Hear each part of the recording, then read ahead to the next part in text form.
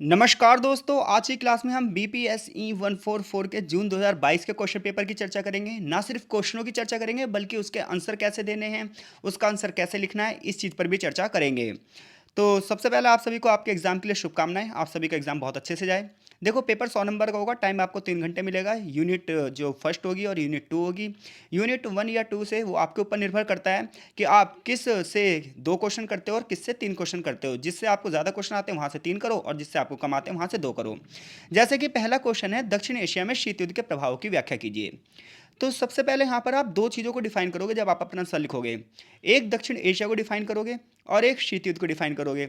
जब आप दक्षिण एशिया को डिफाइन करोगे तो आप ये बताओगे, जब हम दक्षिण एशिया की बात करते हैं तो इसमें भारत, पाकिस्तान, बांग्लादेश, नेपाल, भूटान, श्रीलंका, अफगानिस्तान, मालदीव और म्यांमार, ये सभी देश आते हैं। इन सभी देशों के ऊपर शीत युद्ध का एक बहुत व्यापक प्रभाव पड़ा। ये हो गया पहला पैराग्राफ। फिर आप शीत युद्ध को डिफाइन करोगे कि द्वितीय विश्व युद्ध के बाद 1945 से लेकर 1991 तक शीत युद्ध का दौर चला, जो कि अमेरिका और सोवियत संघ में शक्ति को लेकर एक प्रतिद्वंदिता थी, जिसमें अमेरिका अपने वर्चस्व की बात कर रहा है और सोवियत संघ अपने वर्चस्व की बात कर रहा है। सोवियत संघ और अमेरिका के बीच में जो ये विचारधाराओं का संघर्ष था, इसे ही हम शीत युद्ध के नाम से जानते हैं। ऐसे में शीत युद्ध के दौरान दुनिया दो ध्रुवों में बट गई थी। एक तरफ था पूंजीवादी अमेरिका और एक तरफ था साम्यवादी सोवियत संघ। ऐसे में पूरी दुनिया पर इसका इम्पैक्ट पड़ा और दक्षिण एशिया भी इससे अछूता नहीं रहा। दक्षिण एशिया पर हम शीत युद्ध के निम्नलिखित प्रभाव देख सकते हैं। सबसे पहला, दक्षिण एशिया में अगर हम बात करें तो पाकिस्तान की बात करें तो पाकिस्तान ने अमेरिका का समर्थित जो ग्रुप था सीटो, उसकी सदस्यता ली। देखिए, अमेरिका ने जो गुटबंदी करी थी उसमें नाटो, सीटो, सेंटो 3 ग्रुप बनाए थे। तो पाकिस्तान जो था वो सीटो में शामिल हो गया, एक सैन्य गठबंधन में शामिल हो गया। जबकि भारत की जब आप बात करोगे तो भारत ने गुट निरपेक्षता की नीति अपनाई। दोनों गुटों से दूर रहने का फैसला लिया कि हम किसी भी गुट में शामिल नहीं होंगे, बल्कि अपनी एक स्वतंत्र विदेश नीति का पालन करेंगे। तो ऐसे में अगर हम शीत युद्ध के दौरान जो पाकिस्तान की नज़दीकी अमेरिका की ओर हुई और भारत ने जो गुटनिरपेक्षता की नीति अपनाई, इसने दक्षिण एशिया के देशों में एक तनाव का माहौल तय कर दिया। उसका रीज़न ये था क्योंकि जहां भारत दोनों गुटों से दूर हो रहा है, वहीं पाकिस्तान पूरी तरीके से अमेरिका को सपोर्ट ले रहा है। इसी प्रकार से आप अन्य देशों की देखोगे तो अन्य देशों को भी शीत युद्ध में आर्थिक, राजनीतिक और सामाजिक रूप से प्रभाव होगा। क्योंकि देखो, शीत युद्ध के दौरान बड़े बड़े देशों को छोटे छोटे देशों की जरूरत इसलिए थी ताकि वो उनके संसाधनों का प्रयोग कर सकें। इतने नहीं, एक दूसरे की सैनिक जासूसी कर सके, सैनिक अड्डों की स्थापना कर सकें और छोटे छोटे देशों के संसाधनों का दोहन कर सकें। अमेरिका ये चाहता है ज़्यादा से ज़्यादा देश उसके साथ शामिल हो जाएं ताकि वो अपने आर्थिक साम्राज्य को बढ़ावा दें। और सोवियत संघ भी सेम यही चाहता है कि ज़्यादा से ज़्यादा देश उसके साथ शामिल हो जाएं और वो अपनी समाजवाद के सिद्धांतों को वहाँ पर फॉलो करवा पाए। तो ऐसे में दक्षिण एशियाई अगर देशों की बात करोगे तो लगभग यहाँ पर माहौल ऐसे ही मिला जुला रहा, जिसकी वजह से यहाँ पर जो है आर्थिक विकास उतना नहीं हो पाया और बाहरी शक्तियों का हस्तक्षेप बहुत ज़्यादा यहाँ पर देखा गया। अफगानिस्तान की बात करोगे तो शीत युद्ध के दौरान यहाँ पर सोवियत संघ की सेना ने हस्तक्षेप किया था 1979 में। हालांकि शीत युद्ध के अंत के बाद अमेरिका की सेना ने हस्तक्षेप किया था। तो दक्षिण एशिया में इस प्रकार से एक एक देश के बारे में थोड़ा थोड़ा आप डिफाइन करोगे। दूसरा क्वेश्चन ये है कि दक्षिण एशिया में परमाणु सुरक्षा दुविधा की व्याख्या करो। तो देखो, दक्षिण एशिया में अगर हम बात करें तो भारत और पाकिस्तान दो ऐसे देश हैं जो परमाणु संपन्न देश हैं और दोनों ही देशों के बीच में सीमा विवाद है। तो सबसे पहले तो आप ये बताओगे कौन परमाणु संपन्न देश है, भूमिका में ये बताओगे। और फिर भारत और पाकिस्तान में क्या है, सीमा विवाद है। दोनों देशों के बीच में 3 बार प्रत्यक्ष रूप से युद्ध हो चुका है और एक बार छाया युद्ध हुआ है। 1948 में कश्मीर को लेकर छाया युद्ध हुआ था, जो पीओके वाला मामला आया। फिर 1965, 1971 और 1999। और ऐसे में हमेशा ये आशंका बनी रहती है कहीं ये दोनों देश पूरे विश्व के लिए खतरा ना बन जाएं। जहां भारत की जो परमाणु नीति है वो पहले वार की नहीं है, यानी कि शांतिपूर्ण उद्देश्यों के लिए भारत ने अपने परमाणु नीति बनाई है।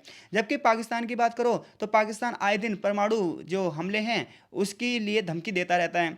ऐसे में दक्षिण एशिया में जो है परमाणु जो सुरक्षा है ये एक चुनौतीपूर्ण है। अगर कभी भी एक बड़ा युद्ध होता है तो हो सकता है परमाणु संकट का सामना इस क्षेत्र को करना पड़े। जैसा कि 1999 के कारगिल युद्ध में, यानी कि 1999 के कारगिल युद्ध में क्या हुआ था, पाकिस्तान की तरफ से घोषणा कर दी गई थी कि वो परमाणु जो है वो क्या कर सकता है, आक्रमण कर सकता है।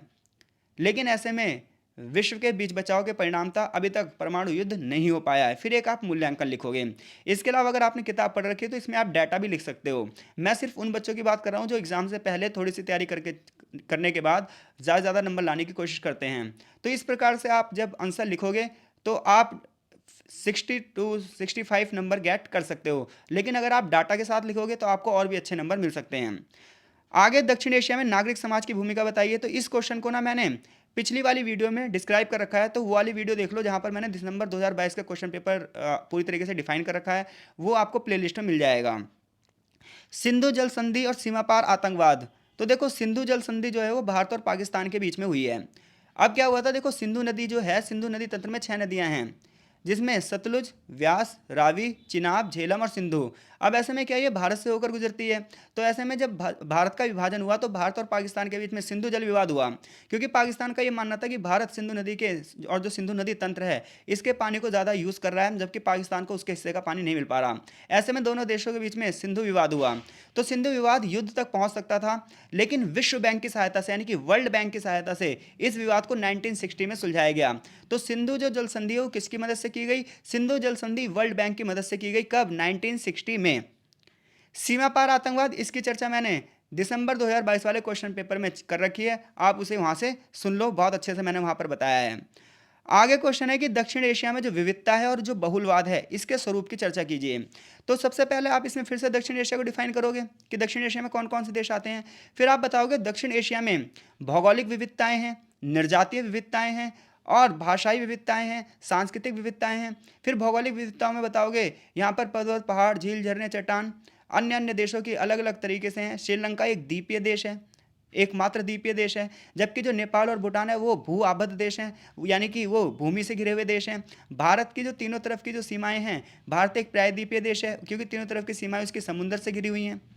पाकिस्तान और बांग्लादेश का निर्माण भारत से हुआ है। अब हम ये तो हो गई भौगोलिक विविधता। अब हम जनांकीय विविधता की बात करेंगे। जब आप जनांकीय विविधता की बात करोगे तो यहाँ पर आप लिंग अनुपात के बारे में बताओगे कि ज़्यादातर देशों का जो लिंग अनुपात है वो न्यूनतम है। उसका रीज़न है यहाँ की प्रथाएं ही ऐसी हैं। फिर आप धार्मिक विविधता के बारे में बताओगे कि किस प्रकार से हिंदू, मुस्लिम, सिख, ईसाई, जैन, बौद्ध, पारसी पूरे विश्व को एक तरीके से रिप्रेजेंट करता है। कौन? दक्षिण एशिया। लेकिन समस्या यहाँ पर जो है यही विविधता इसकी समस्या भी है, क्योंकि कई बार श्रीलंका में आप बताओगे उसके लिट्टे के बारे में, तमिल और सिंहलियों के संघर्ष के बारे में, म्यांमार में रोहिंग्या का मुद्दा उठाओगे, भारत में धार्मिक मुद्दा उठाओगे और फिर एक मूल्यांकन करोगे कि अगर दक्षिण एशिया के सभी लोग शिक्षित हो जाएं और एक राष्ट्रीयता की और आगे बढ़ें, एक भाईचारे की भावना को विकसित करें, तो शायद आने वाले टाइम पर दक्षिण एशिया विश्व की महाशक्ति बन सकता है। लेकिन अगर मतभेद रहेंगे, विवाद रहेंगे, तो ये दिक्कतें बढ़ती रहेंगी। अफगानिस्तान के भूसामरिक महत्व की व्याख्या कीजिए। क्या तालिबान का पहला और दूसरा चरण दक्षिण एशिया के लिए चुनौतीपूर्ण होगा? तो सबसे पहले तो आप बताओगे अफगानिस्तान की लोकेशन। अफगानिस्तान की लोकेशन एक ऐसी जगह पर है जिसके लिए उसे पता क्या कहा जाता है? दक्षिण एशिया का प्रवेश द्वार कहा जाता है। क्योंकि अगर आप समुद्री सीमाओं की हटा दो तो ज़मीनी सीमाओं से केवल और केवल अफगानिस्तान एकमात्र ऐसा क्षेत्र है जो कि दक्षिण एशियाई देशों के साथ जुड़ता है। प्राचीन काल से अफगानिस्तान एक प्रमुख मार्ग रहा है और भारत जैसे देशों में जो एंट्री है वो अफगानिस्तान से होकर ही ली जाती थी।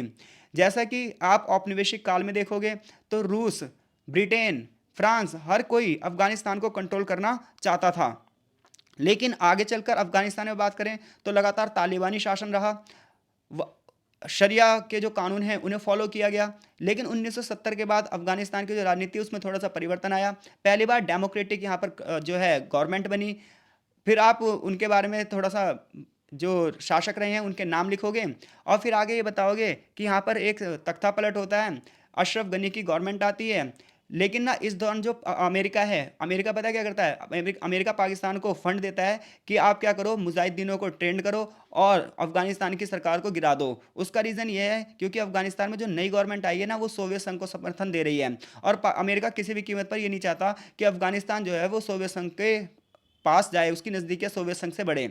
इधर सोवियत संघ को ये चिंता सता रही है कि कहीं पाकिस्तान के जो मुजाहिदीन हैं वो अफगानिस्तान में हमला ना कर दे और वहाँ की सरकार को ना गिरा दें। इसलिए 1979 में अफगानिस्तान क्या करेगा, सोवियत संघ क्या करेगा, सोवियत संघ अपनी सेना भेज देगा कहाँ पर? अफगानिस्तान में, ताकि वो मुजाहिदीनों का क्या करे, सामना कर सके।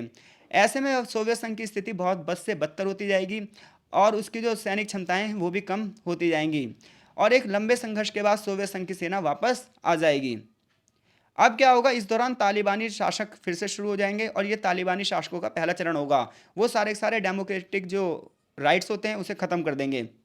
लेकिन 2001 में अमेरिका के ऊपर जो आतंकवादी हमला होगा, अमेरिका के ऊपर जो आतंकवादी हमला हुआ, उसके बाद अमेरिका ने ये कसम खा ली कि वो तालिबानियों को ख़त्म कर देगा, और इसलिए उसने अफगानिस्तान में अपनी सेना को तैनात कर दिया ताकि शांति व्यवस्था को बनाए रखा जाए।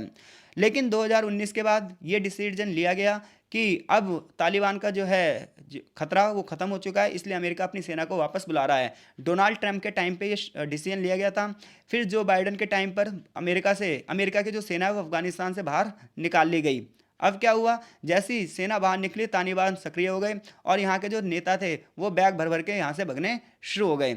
वर्तमान में यहाँ पर तालिबान का पूरा क्या है, कंट्रोल है। तो इस प्रकार से आप अफगानिस्तान की पहले स्थिति को बताओगे, ठीक है। अगर नेताओं के नाम याद होंगे तो बताना, नहीं तो इस तरीके से एक स्टोरी टाइप से लिखना है।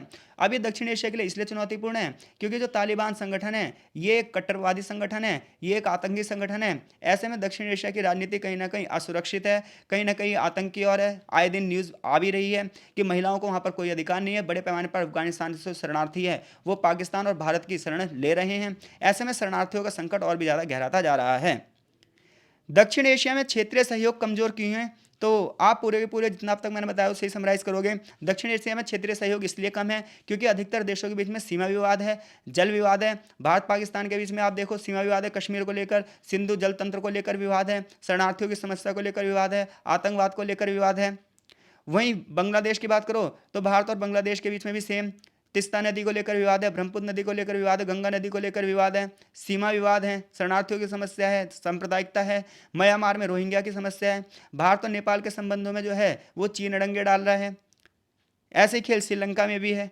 तो ये सारे देश ना एक दूसरे के प्रति संदेह रखते हैं। ये सब ये सोचते हैं कि भारत अगर शक्तिशाली हो गया तो इनके मामले में हस्तक्षेप कर देगा, इसलिए ये सभी लोग ना एक दूसरे को सहयोग नहीं कर पाते हैं। और आर्थिक रूप से सारे देश असक्षम हैं। बाहरी शक्तियों का भी यहाँ पर जो है हस्तक्षेप रहता है। अमेरिका और चीन अपने अपने तरीके से इन देशों को बरगला देते हैं क्योंकि शिक्षा का स्तर उतना है नहीं, सोचने की क्षमता है नहीं। फिर एक मूल्यांकन करोगे आप। आगे बलूचिस्तान के ऊपर आप एक टिप्पणी करो। बलूचिस्तान जो कि पाकिस्तान का एक क्षेत्र है और ये अलगाववाद की डिमांड कर रहा है। दक्षिण एशिया में जो निर्जातीयता है उसका परिदृश्य यानी कि निर्जातीय विविधता बताओगे, धार्मिक सांप्रदायिकता ये सब बताओगे आप यहाँ पर। तो 8 में से कोई से भी आपको 5 क्वेश्चन देखो करने हैं। एक पार्ट से आप 3 क्वेश्चन करो और एक पार्ट से आप 2 क्वेश्चन करो।